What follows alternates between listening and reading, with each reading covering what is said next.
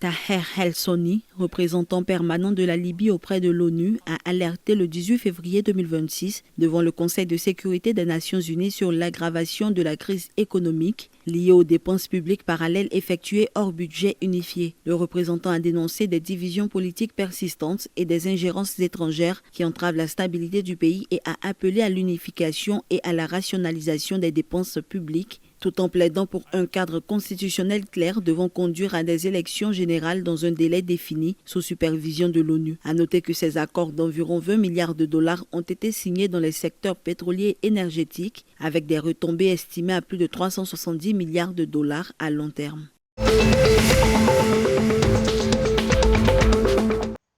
Au Maroc, le ministre des Affaires étrangères Nasser Bourita a annoncé le 19 février, lors de la réunion inaugurale du Conseil de paix, 5 engagements concrets du Royaume pour soutenir le plan américain de reconstruction et de stabilisation de Gaza. Le pays d'Afrique du Nord a confirmé son appui politique au processus de paix au Moyen-Orient et détaillé des mesures opérationnelles, notamment une contribution financière déjà versée au Conseil de paix, le déploiement d'officiers de police et la formation de forces locales à Gaza. Le Maroc prévoit également un programme de déradicalisation pour lutter contre les discours de haine et promouvoir la tolérance, estimant que la stabilité durable passe par la sécurité, l'action humanitaire et la prévention de l'extrémisme.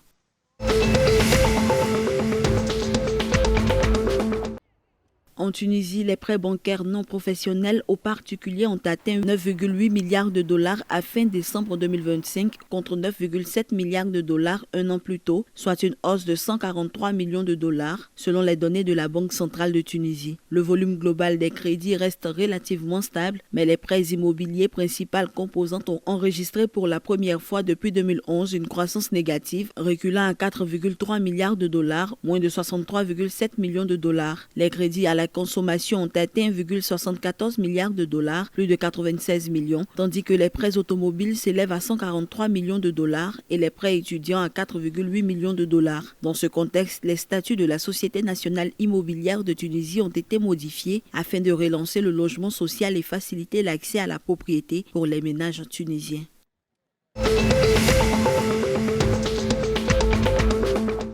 En Égypte, le ministre des Affaires étrangères Badr Abdelhati a inauguré le 18 février la première réunion du conseil d'administration de l'Agence égyptienne de partenariat pour le développement, lançant une nouvelle phase destinée à renforcer l'action du pays en matière de développement en Afrique. Créée à l'initiative du président Abdel Fattah al-Sisi, l'action vise à promouvoir l'influence du Caire à travers des partenaires stratégiques et le développement durable. Cette restructuration institutionnelle doit permettre, selon les experts, d'optimiser l'impact des programmes de renforcement des capacités et d'élargir l'intervention de l'agence dans des secteurs prioritaires tels que le commerce, l'investissement, les infrastructures et l'agriculture afin de consolider le rôle de l'Égypte comme acteur clé de la diplomatie du développement sur le continent.